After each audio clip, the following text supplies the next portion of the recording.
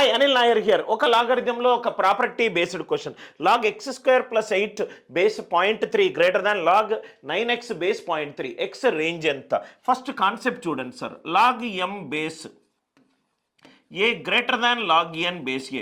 రెండు లాగరిథంల మధ్యలో రైట్ గ్రేటర్ దాన్ ఇన్ఈక్వాలిటీ ఉన్నప్పుడు రెండు కేసులు వస్తాయి. ఫస్ట్ కేసు ఏంటంటే ఏ గనక బేస్ గనక ఒకటి కనుక ఎక్కువ ఉంటే ఎం ఈజ్ గ్రేటర్ దాన్ ఎన్.